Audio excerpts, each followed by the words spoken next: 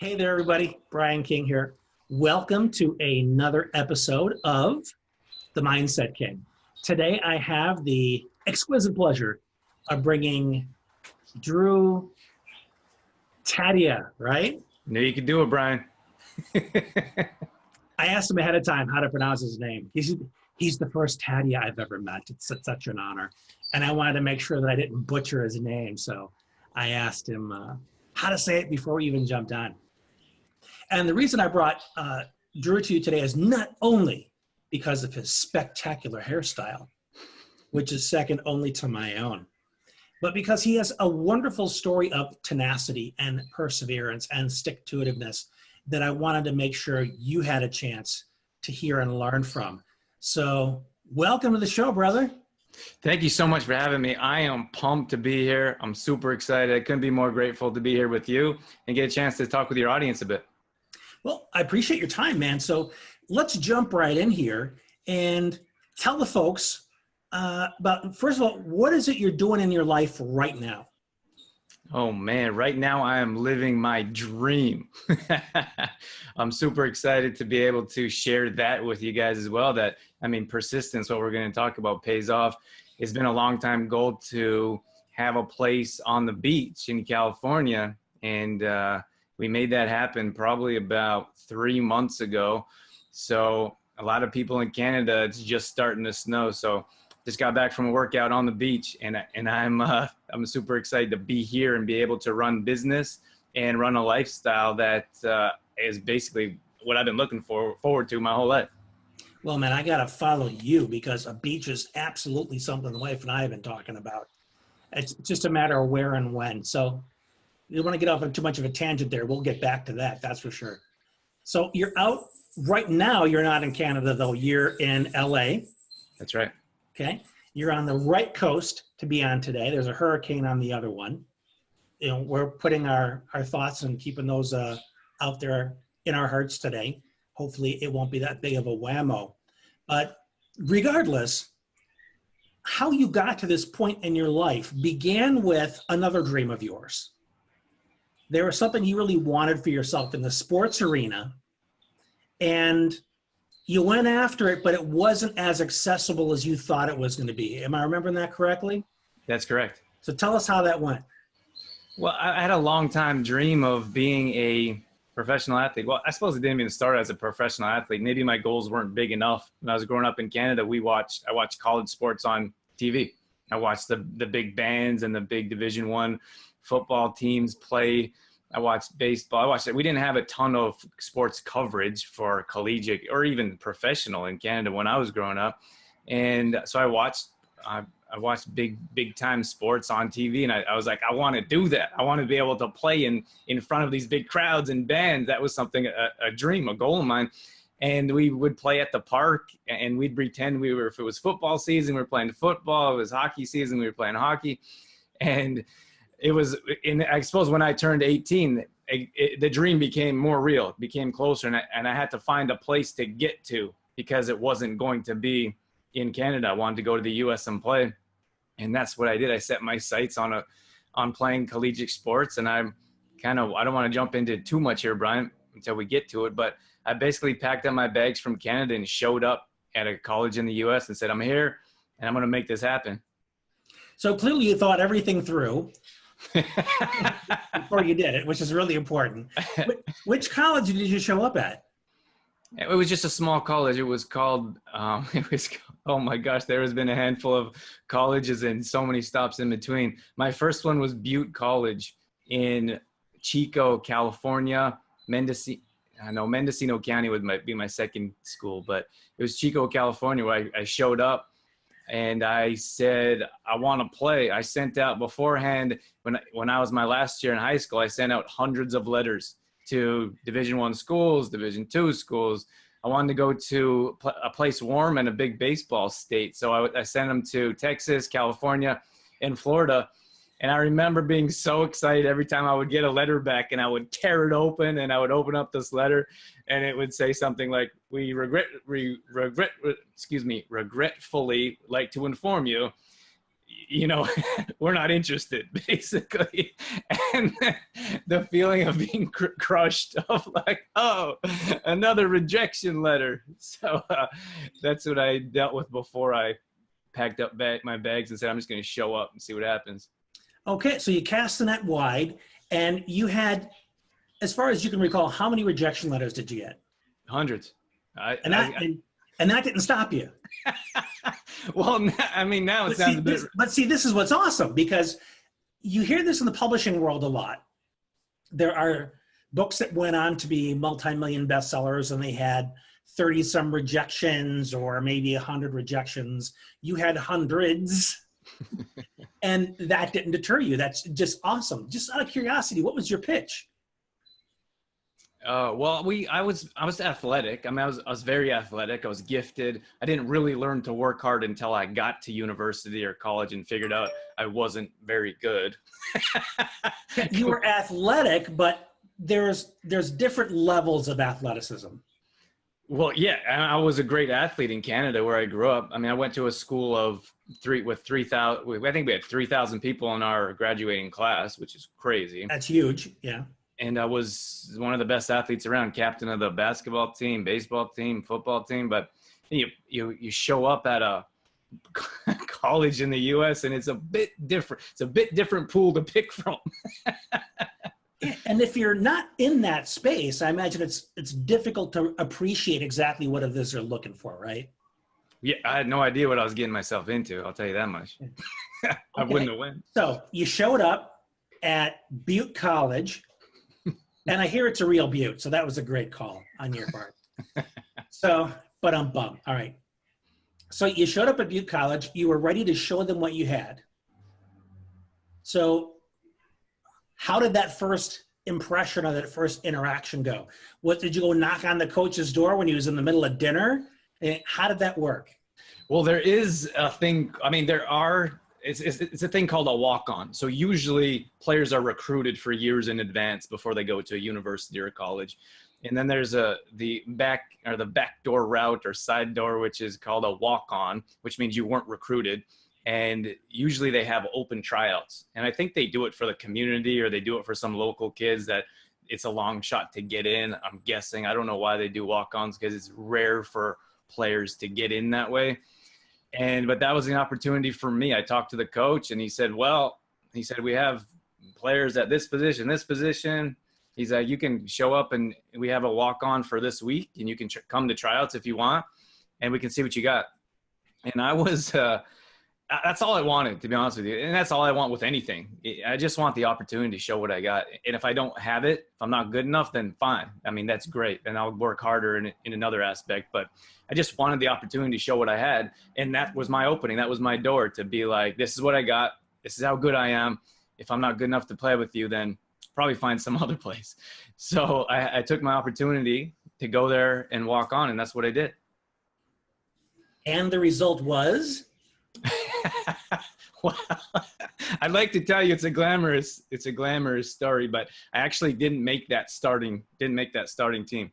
I went to I was redshirted that year, which was you're basically not good enough to be on the starting lineup, but you're good enough to practice with the team. So I did that year. Okay. Well, we won't play you, but we'll beat up on you. They always need guys to take the fall. So, I was on the field. I got on the field. I got a chance to practice. I got a chance to compete. It was such a crazy, eye-opening experience. Brian, in Canada, we played 16 games in a full season. When I got there, we played 30 games in a preseason. So that's what I was competing against. I was competing against guys that played 4 times as much in 1 year than I did. So I was like, what am I doing here? Am I in the wrong place? Should I be here? And to me, it wasn't good enough to be like, well, maybe I gave it a shot. I'm going to go home and work at a gas station. That just wasn't good enough for me. So that's where I got to a nutrition and fitness. But from that second year, I actually got cut. To be honest with you, the coach went. You got cut from the beat up squad? I got cut from the beat up squad. It's true. That sounds like a really humbling experience. You know what the thing is, I don't really go this in depth. Usually people are like, they want to hear about the glamorous parts of getting cut so much and then making it to the professional level. So I don't really go into this deep here, Brian, but so it is very humbling. Welcome to the Mindset King, brother. Because So, one thing that is really important to see in any story is how far can you get knocked down and still get up? Because I've heard stories of rock bottom before. There are stories in life where people somehow manage to dig a little deeper than rock bottom and still come back. So the glory is fine, but the grueling aspect of it can be more compelling. well, it should. Yeah, it's important for people to hear this part of your story. Mm-hmm. And it should be, because I think that now as an entrepreneur, I just had a conversation yesterday and someone was 8 months in and they were telling me about how the challenging things were. And I was like, you haven't even got started into challenging yet. Yeah, strap in, buddy. Hang You're on. in the honeymoon period. Right. So from there, the coach did a whole, he got rid of most of the team. He was unhappy with everything in life. So he pretty much wiped everyone out. Of course, I was one of them. And I had to go find a new school. So I got back on the phone and I started making calls. And I just said I want an opportunity to play. I want an opportunity to try out. Do you have an open tryout? Do you have openings on your starting lineup? Like I came here to play. And found one coach that was like, yeah, we have tryouts coming up. You're welcome to come in and we'll see what you got. So that was Yeah, you're coming? Yeah, how well can you take a hit? All right, that's good. Come on over. That's right.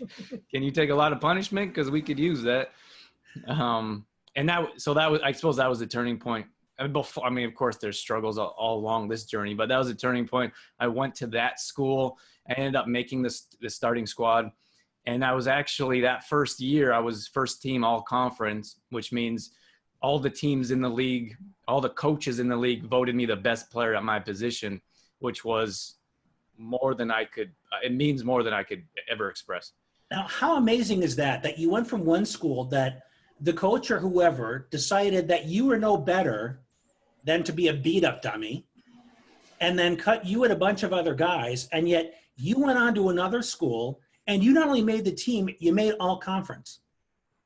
It's amazing how people in similar positions, they're both coaches, but one of them saw your potential where the other did not. And I think it's that belief. Take this to heart, people, okay? Because you can think, and just a little snapshot in my own health struggles for those who are familiar with me, I have diagnosed myself more than once because I tend to be an odd man out. I tend to be the 1%, the odd expression of a various challenge. I don't fit the text box, right? So I've had to do my own research and go to the doctors and say, look, I have this thing. Not because I want it, but because I want answers and I want treatment so I can feel better. So you often have to go to many people that have the same title because they're not all looking through the same lens. Exactly. And you found that with coaches, that one coach says you're bad doesn't make it true. So fortunately, you found this on the second try.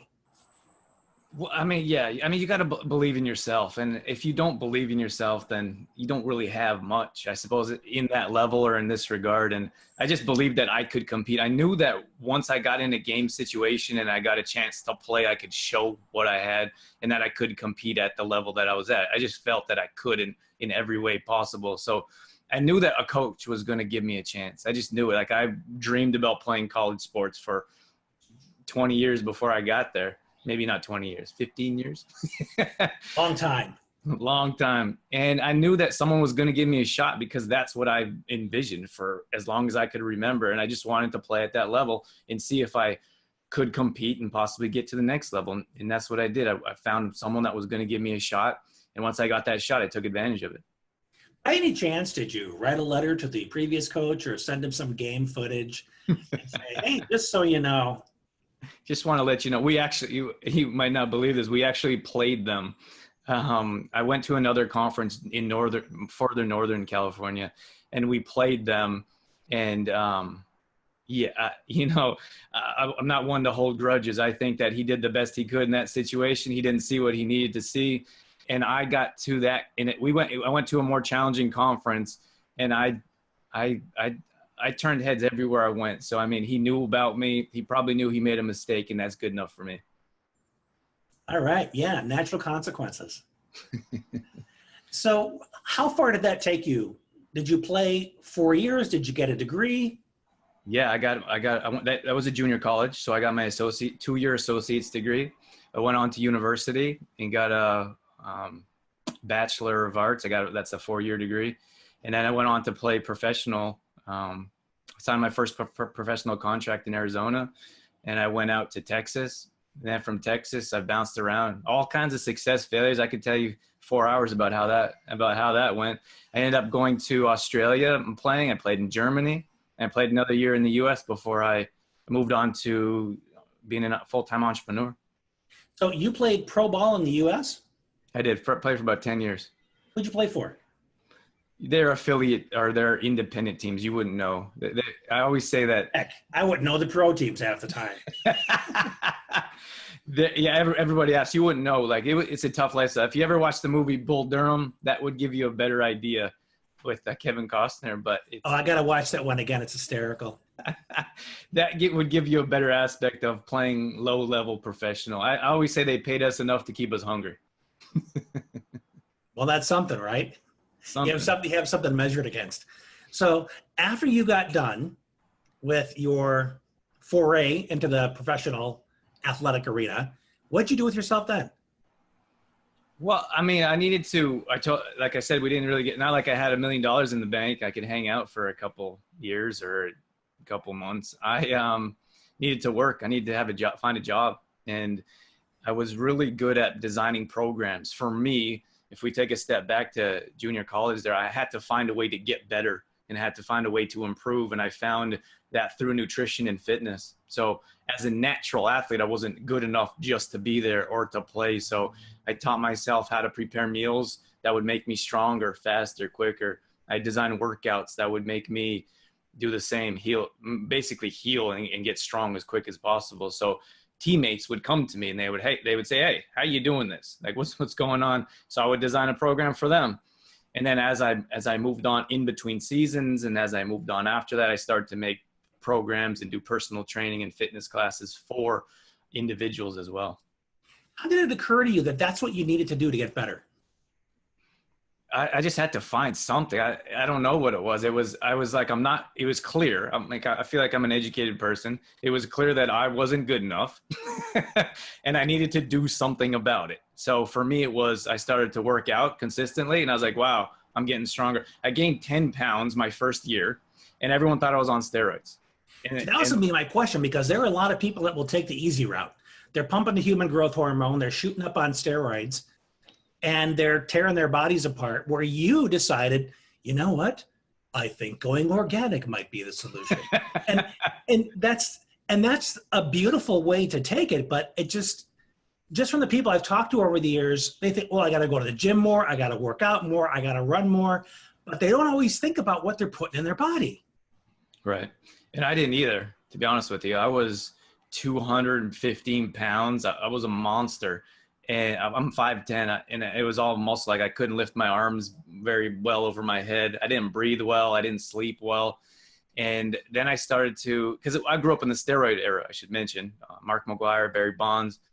We had a tackle box full of supplements and the giant protein powders because everyone thought the bigger you were, the better you'd be. And I started to read the ingredients and I was like, what's going on? Like I'm not sleeping. I can't breathe. I was always nasally. So I started to read the ingredients on these packages and I was like, what is going, like, how can they put that in there? And you start putting the 2 and 2 together. And I was like, why is the chemical in cement the same chemical in this protein supplement? And I was like, doesn't really add up. Well, it explains why you were so solid. There you go.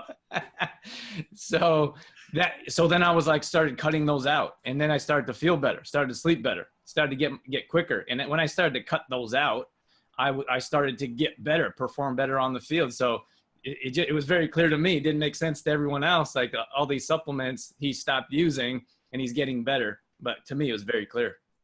Well, you strike me as somebody that pays attention to the details, the little things. They make all the difference. Yeah, and I imagine that's kind of why you were drawn to that. You know, I am a detail person. The big picture tends to elude me. And that's one of the ways I suspect where thinking of things in a very systematic way comes naturally to you. Is what's the process? When you thought about leaving Canada to hit the road, to go and find your opportunity, maybe that was bigger picture, maybe it was detail. It seemed like it was a little impulsive, but it wasn't. It was like 15 years of dreams in the making. And then it was just a matter of you pulling the trigger, right? And in this case, once you were there and you had your opportunity, you weren't done yet because you weren't performing at the level you knew you could. So you start thinking about what is the process I need to go through to reach that level? Just like what's the process I need to go through to even get there, to get my shot? And your natural inclination is something you leverage to better yourself and those around you, which is awesome. Now, were you by chance charging these people for coming up with the health plans for them and everything? Not at school, no. I didn't even know it was a thing. I was like, I'm making these for myself. Here, I'll make one for you. You know, I was basically in between seasons. I was basically a receptionist at a gym. And then people started asking me questions, and they're like, and then I answered their questions, and then they sent their friends to ask me questions. And then like, I just got it light. I'm like, I'm sitting here at a desk. That guy, like they had their own personal trainers. No one was asking them. They're all asking me. And I was like, he's getting paid $15 an hour. I'm getting paid $12 an hour. I was like, maybe I should do that. Or sorry, I said he's making $50 an hour. I'm making $12 an hour. So it didn't really add up. So then I took my personal training course and I started getting paid what he was getting paid for answering his questions. And love that you can spot opportunity like that. So doing the nutrition stuff, is that something that you do now? Yeah, absolutely. So when you're talking about your dream of being on the beach up in Canada, is it your focus on creating nutrition plans that has gotten you there? A combination. It was a combination of different things that we put together. So starting the business, I suppose, through fitness and nutrition, it was always a dream to be able to travel and not be in one location. Never really wanted to own a gym, never wanted to be stuck in one location. I wanted to be able to work and travel, be my own boss, and be able to do what I do wherever I am. So I suppose that was part of it. So what is it you do now? What's your business look like?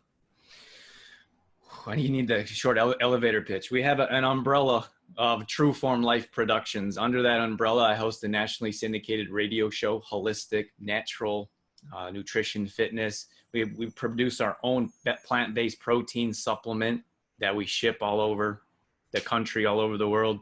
And then we have a nutrition and fitness membership site. Through that membership site, we do meal planning, recipes, grocery shopping lists, at-home fitness routines. So that's done all online. And then a few other products. I've written a book and have a handful of other digital products as well. Dude, where do I sign? I'll put the link below. Please do, man. Because one thing I've struggled with over the past 20 years or so is my weight, my stamina. You know, having the chronic illnesses on top of that doesn't help matters. But I'm not one to simply give in and say, well, this is just what life has handed me. It's a suck fest I'll just have to make peace with. No, I'm like you in that if I can feel better and get better results, I want to know how to do it. And the fact that you are so portable, digital, accessible is even more exciting. Because one of the things that's been difficult for me is getting to the gym. Because I get fatigued just getting there. Mm-hmm. And then how much energy do I have left to actually use the machines? To be honest with you, I was nervous about going there to work out because I would then have to try and walk after I exercised. And I have a hard time walking without falling now. Mm-hmm. Then I go and exercise on top of it. I'm even a greater fall risk. So I absolutely want to look deeper into what it is you're doing so that I can see how it fits with what I'm doing. And my guess is there's going to be a really happy marriage there. So make sure you drop the link so the people that are watching and follow up with you and see more of what you're doing. Because I know darn well, if you look at the statistics and how much obesity there is in this country, there are a lot of people who can use what it is you do. Whether they know it or not, or whether they're ready to take action on it, they should at least I mean, do you have some kind of a free newsletter or an opt-in people could? We have a free 10-day fitness challenge that gets people, let people know what we do and how we do it. We offer nutrition tips throughout the 10 days. You get a new workout, new at-home workout, no equipment required, that gets emailed to you every day for 10 days with nutrition tips. So it's a great crash course to let people know what we do and how we do it. That's a beautiful way to get introduced to something like this. Fantastic stuff, Drew. In that, I hope the people that are watching and listening have taken away as much as I have from Drew's story. Is just, and you said it a couple times, it starts with believing in yourself and the fact that you can produce, you can create a strong, positive result if given a chance. You know, I love this quote that says, if there's a quote that says, if you face one opponent and you doubt yourself, you're already outnumbered. That's a good one because it's 2-1 and you're one of the ones against yourself. I think if you don't believe in yourself for any regard, like anything I've ever been able to do, from playing sports, college sports, professional sports, to have a radio show that's growing every month. I mean, you got to believe in yourself. If you don't have that belief, I mean, with you, Brian, you believe that you can be healthy, and if you don't believe that, then you won't be. Like, if you don't have that internal belief that at some point in your life you can be a healthy individual, then you don't have a hope if you don't at least believe in yourself. At the very least, you could at least believe in yourself. Without that, you're just going to keep sabotaging all of your efforts, because your actions and your habits are a mirror of what you believe. If you believe there's no hope, things are not going to get better, you're not going to look for opportunities to change. You're not going to look for things that you can do to turn things around. You're going to look for things that'll help you keep things the same. So make sure you give us the link to your podcast as well, so we can start tuning into that. I know that's going to be some of my binging. I don't care what Netflix has got on. I want to binge on your podcast. All right. So, man, I'm so glad we connected. You know, not only because of the hairstyle tips, you know, that's the main takeaway, but just because of the reminder that beginning with that essential belief in yourself and letting nothing dissuade you from that belief. Not a coach, not a teacher, not a parent, whoever it is that says, hey, man, you're not good enough. Nah, you're not good at this. You should quit. You should go do something else. Thank you, Drew, for not listening to that discouragement and for pursuing everything that you did and everything you're accomplishing now for other people that are in great need for lessons on how to live a healthier and more fulfilled life. So thank you for your work, brother. I appreciate it. My pleasure, Brian. Thank you so much. I appreciate that. I appreciate your words. You know, to be honest with you, I haven't dug this deep that many years ago, but I think it's healing. I think it's helpful. So I appreciate your questions and conversation. Thank you. Hey, that's what I do, brother. Happy to be part of the solution, you know? Awesome. All right. And thank you, everybody, for tuning in to another episode of The Mindset King. I appreciate your time and attention. If you know anybody that can benefit from what Drew is doing, please share this episode so they can learn more about him, his story, and how to reach out to him. Until next time, this is Brian. Thanks for being you.